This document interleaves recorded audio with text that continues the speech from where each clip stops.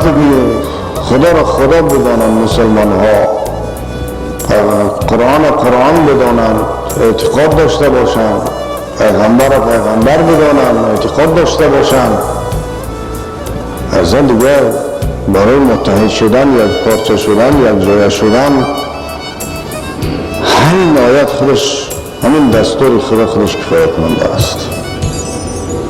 خدا یه همه مسلمان های دنیا کدام مذهبی که نباشن، روش رویه نباشن، خداشون یک است. همون الله سبحانه و تعالی را خدای خود میدونن و همون را عبادت میکنن. پیغمبرشون هم همه مسلمان های دنیا را پیغمبرشون یک است. همه حضرت محمد مصطفی صلی الله علیه و سلم را پیغمبر میدونن، با او ایمان دارن، اعتقاد دارن.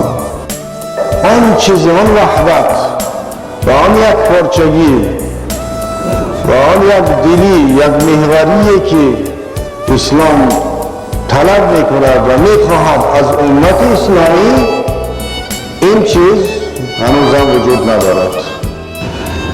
ما چیکار کنیم که همین مذهب ها را بگیم که شما خشتبارید؟ آخه ما میدونم که همه صاحبان مذهبی که امروز در دنیا وجود داره، همه شو منبع و منشأ خود را قرآن و حدیث میگیرن. омилҳои ваҳдат ва наздик шудани мазҳабҳо ва ҳамчунин пайравони мазоҳиби исломӣ ду навъ мешавад. як навъ дохилист, яъне داخلی سازمانی یا داخلی اسلامی، حالا بگم یکی خارجی سازمانی.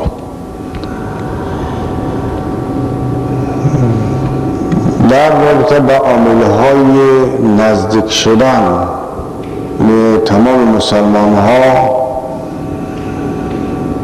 عاملهای نزدیک شدن مسلمان ها، عاملهای داخلی نزدیک شدن مسلمان ها، صحبت ها بسیار شده است، کار خیلی زیاد شده است و قرآن هم مالامال از دستورات وحدت و یک پارچگی مسلمان است. هر کس که به خدا اگر ایمان داشته باشد و دستور خدا را، آنهایی که در قرآن نوشته شدند، آنها که واعتصموا بحبل الله جمیعا ولا تفرقوا،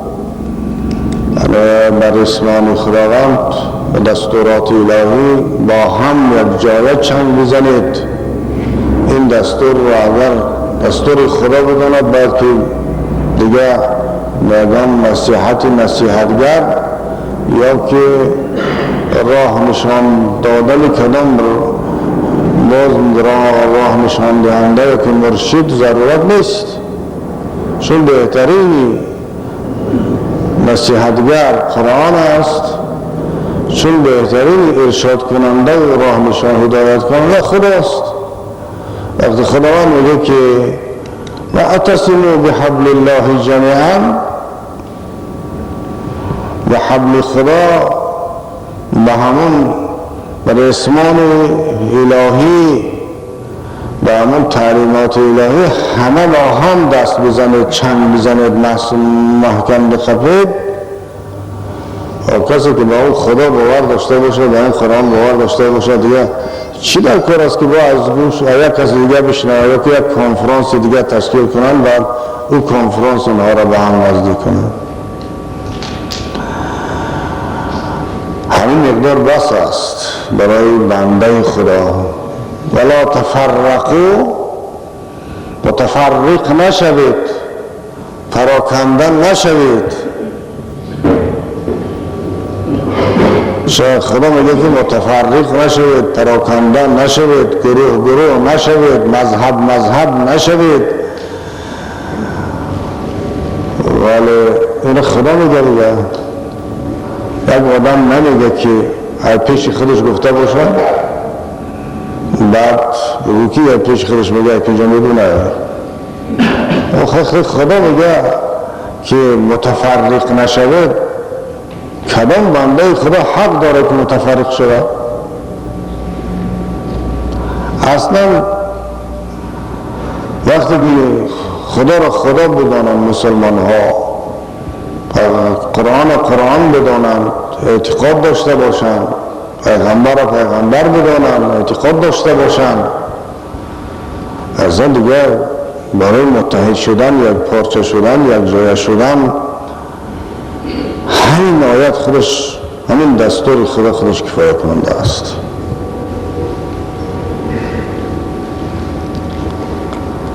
و حال آنکه بغیر از این هم آیت ها و دستورات الهی در رابطه با متحد شدن، یک جای شدن و یک جای بودن، یک بودن، از یک نقطه سرچشمه گرفتن مسلمان ها خیلی زیاد است.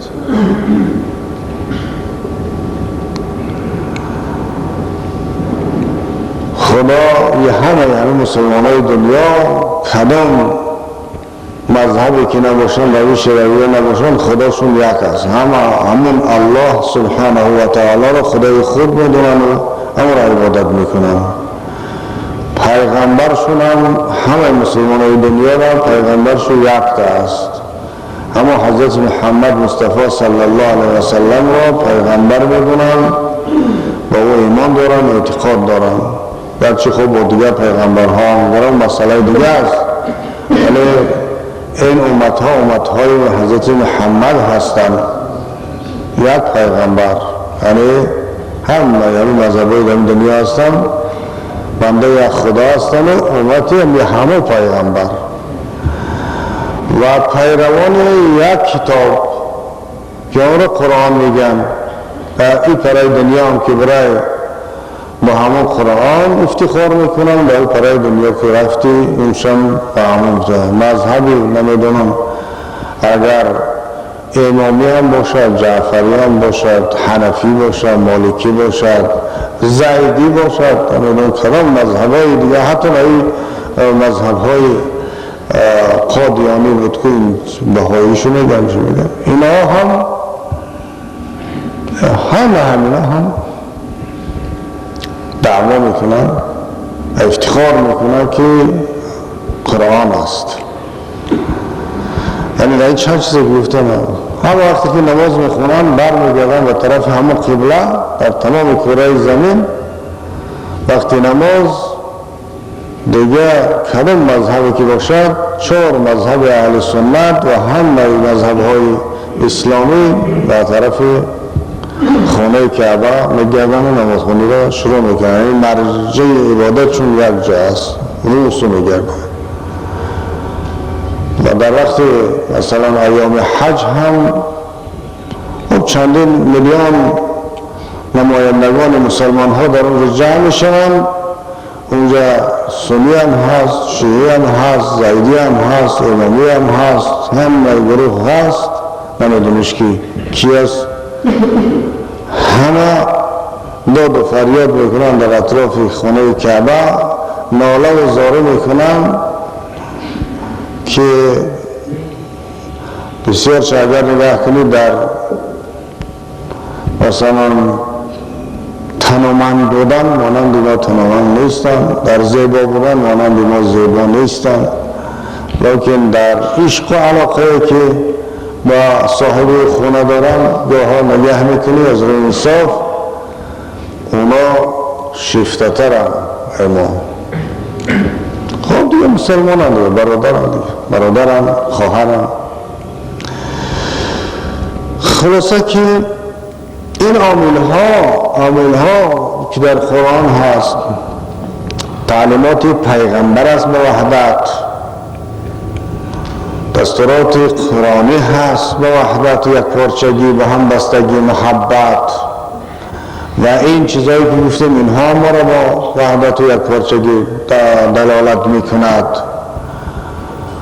و همچنین کتاب‌های زیادی نوشته شده است از طرف علمای اسلامی که اونها هم ارشاد میکنن، راهنمود میکنن، گفته های خدا را با شرح میتونن برای خوبتر بفهمن، برای متحد یک جای شدن.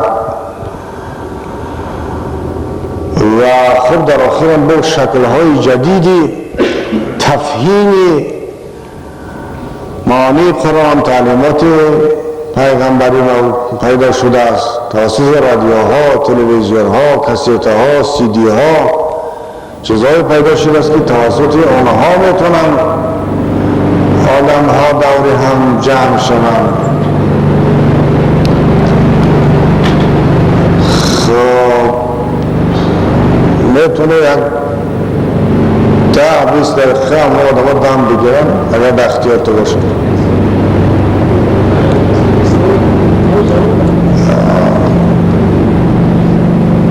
ضرورت باشه باشه.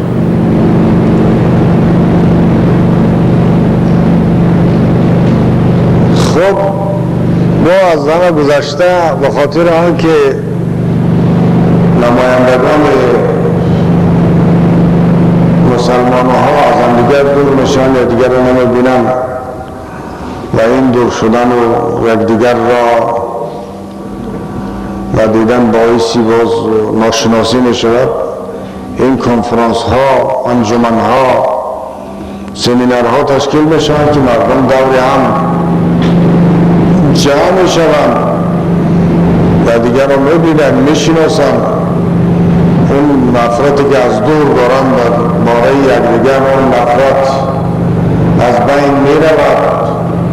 این شکل‌هایی هست که در داخل خود اسلام مسلمان ها را با خود نزدیک می‌سازد، متحد می‌سازد، یک پارچه می‌سازد و از تفریقه و از بدبینی یا دیگر دور می‌کند. و ولی چیزی که دیده می‌شود سالهای زیاد در این رابطه با این شکل، با این اسلوب کار ادامه دارد. اینطور نیست که این چیزها بی نتیجه باشند، یعنی با نتیجه دارند. حتی همون آیاتی که ما گفتیم بدون هیچ گونه آگاهی و کنفرانس باید، همون آیات خودش که واعتصموا بحبل الله جمیعا ولا تفرقوا، یعنی خودش بسیار آدم‌های با عقل وادار می‌سازد که دور هم جمع شوند، متفرق نباشند. همین کفایه است.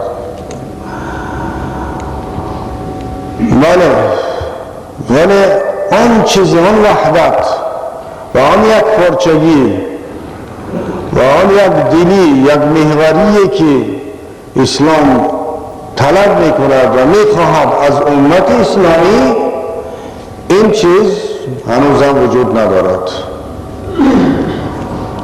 اما همون نقطه دیگری که در اون کنفرانس نو بود و هیچ کس با اون اشاره نکرد، همین چیزی بود که حالا خدمتون عرض میکنم. یعنی عاملهای خارج از اسلام، از تعالیم اسلامی، عاملهای دیگری که خارج از تعالیم اسلامی هستند. یعنی از اسلام خارج گفتن نمیتونه، ولی عاملهای دیگری خارجی. اگر مثلا ما با اصول تحلیلگرهای اجتماعی و سیاسی بگیم، عاملهای داخل سازمانی میشود و خارج سازمانی. اگر ما اسلام یک سازمان بگیریم، یک عاملهای در داخل هستن برای وحدت که من گفتم همه میدونن، هر جا که ما که بریم از همین آیت ها و حدیث ها و از همین گفته ها برای متحد ساختن امت مسلمان میگیم. ولی باز عاملهای دیگر هستن که اونا خارج سازمانی هستن. یعنی در این آیت ها و از روی محتوا وجود دارن، ولی شکلا در خارج اینا پیدا نشدن. فلسفه متحد بودن همین مذهب ها را در اونجا، یعنی از یک سرچشمه آب خوردن اونها را. من میرم من البته ضرورت نبود که برگردم، ولی چون باوری دارم که روزنامه‌نگاران اینها را یادداشت میکنن، این چیزی حالا میگم در قسمت اول، یعنی داخل سازمانی آوردن شده در کار است.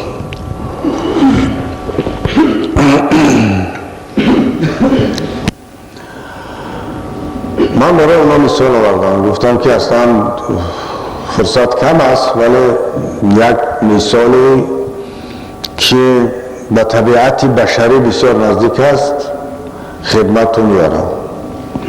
اولش که اعلام میکنم که ما مذهب‌های اسلامی در تمام دنیا، در سراسر دنیا بر اصول هیچ گونه اختلافی ندارند. یک اختلاف‌های خیلی باشد، هم خیلی جزئی است که اونها نمیتونن باعث اینقدر عداوت و اینقدر جداگی و تفریقه شوند. هر اختلافاتی که داریم در فروعات است. در فروعات اختلاف ها زیادن، چون در اسلام آزادی رأی است، یعنی انسان محدود نیست. حالا چه خیلی که آدمایی که اسلام نمیشناسن میگن که در اسلام دogma است، یک خیل هست، همه خیل باید باشه، غیر این نیست، یعنی انسان در فکرش آزاد نیست. حالا که این دروغ است. اگر اسلام dogma میشد و یک خیل میشد، اینقدر مذهب زیاد پیدا نمیشد. وقتی که حاضر ما میبینیم در خود اهل سنت و الجماعت 4 مذهب است، خودش بفهمونه که رأی آزاد بوده است. رأی و فکر انسان در اسلام آزاد است که اینها را به 4 گروه تقسیم کرده است و هر روز هم باید در اجتهاد برای کسانی که میرسن به درجه اجتهاد باز کرده است که در بعضی مسائل دیگه که تازه پیدا میشوند، که در اون زمان ها پیش نبودن که علمایی که پیش درباره اونها گپ زنن، حالا با چیزهای نو پیدا شده است که علمای امروز باید که درباره اونها فتوا بدهند، رأی خودشون بدهند. خلاصه که در فروعات اختلاف بسیار است. در فروعات بین مذهب‌ها اختلاف است. در فروعات در خود مذهب تشیع هم در مسائل فروعیش و چندین اختلافاتی است که خب خودتون میدونید. در مذاهب اهل تسنن هم در فروعات اختلاف زیاد هست که این را هم همه برادرای اهل تسنن میدونن. و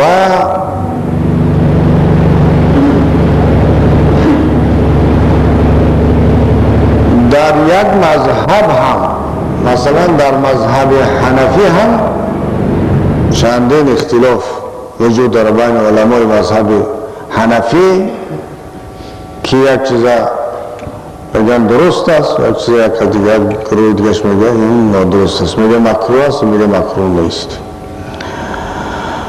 خب گاه ها هم شده است که من را علاوه میکنم که برای یک مسئله بسیار هم جزئی در خود مذهب حنفی یا دیگر با کفر حمل کردگی هستند. مثلا در وقت دست برداشتن در قنوت ویتر بعضی علما میگن دستا رو در گوش رسوندن در کار، بعضی علما دیگه میگن رسوندن در کار نیست. من هنوز جوان بودم که در معرکه ها میشنیدیم، اون وقتا علم کمتر بود،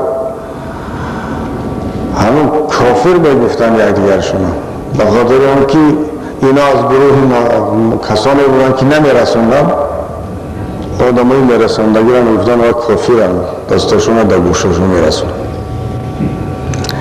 در داخل یک مذهب هم از جهت نادانی، از جهت ناآگاهی، یعنی کم آگاهی، نادانی هم گفته نمیشه، طور نیست که اونا نادان بودن، آگاهی کم از تمام تعلیمات اسلامی این گونه رفتار وجود داره. اینها دیگه باعث نمیشه که ما اینا رو هیچ کس هم نمیتونه متحد ساخته.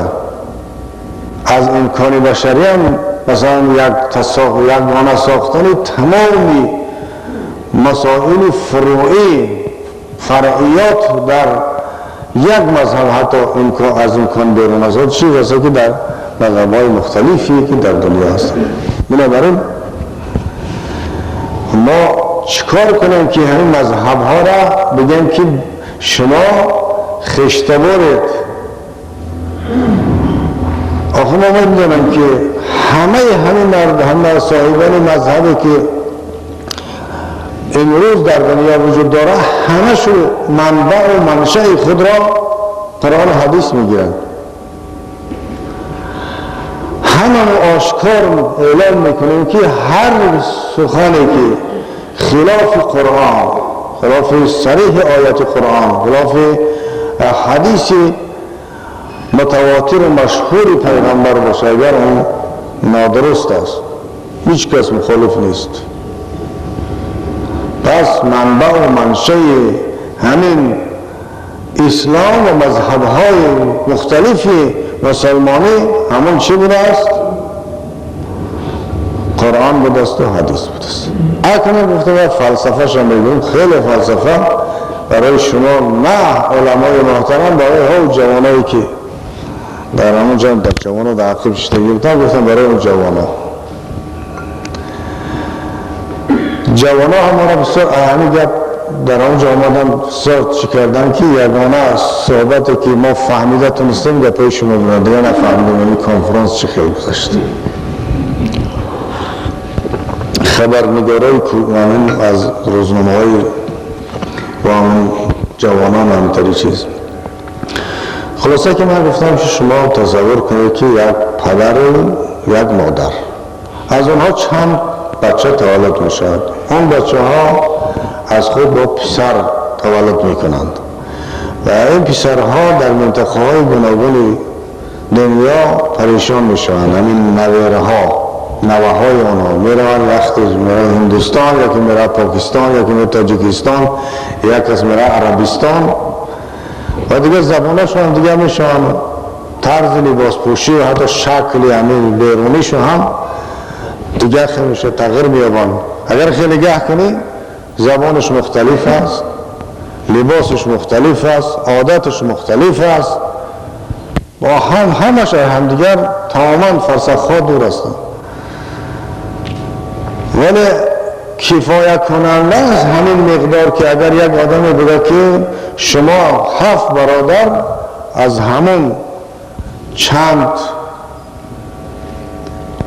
اصله که مثلا از فلانی ها هسته، چند برادره که از اون پدر و مادر تولد شده بود که خیلی برادرها دیگه معلوم هستن، مثلا 3 برادر 4 برادر اونا معلوم هم اینجا نرفتن و چون فرزندای همون یک مرد و زن که هستن دیگه گم نشدن، ولی از این بعد چون پریشان شده است دیگه گم شده است، هر خیل شدن. ولی یک کسی که اونا را فهمیده که شما بچه فلانی بچه فلانی و پدر و مادر شما همون 2 نفر هستن، شما هم فلانی، پدر همون بابای شما همون 2 نفر هستن. مادامی که اصلها معلوم هم در اصلها هیچ گونه اختلاف نیست ولی فرعها مختلف شدن. اونا را که با هم اون فرعها اصلهای خودشون نمیشناسن که اصل اول را ممکن فراموش کردن، ولی وقتی که اینا را که برای اصل اول را دونستن آگاه کردن، یعنی پدرهای خودشون را شناختن، دیگر با این واسطه اون پدرهای اساسی یعنی منبع اساسی وجود این قبیله معلوم میشه، هیچ گونه اختلاف نمیشه. ما اگر نگاه کنیم در اصول، در همون مسئله های اصولی تقریبا که اختلاف نداریم، اونجا از در فروعات است. فروعات هم بگیم که از همین اصول با وجود آمدن، ولی ایش همون خیلی شده است که ایش مثلا لباسش هندیه، ایش لباسش تاجیکه، لباسش مثلا عربی شده است یا زبانش هم خیلی شده، وگرنه اینا همون بچه ها هستن. چیکار میکنم؟ هیچ گپ نداره، گفتم میره قبول داره اما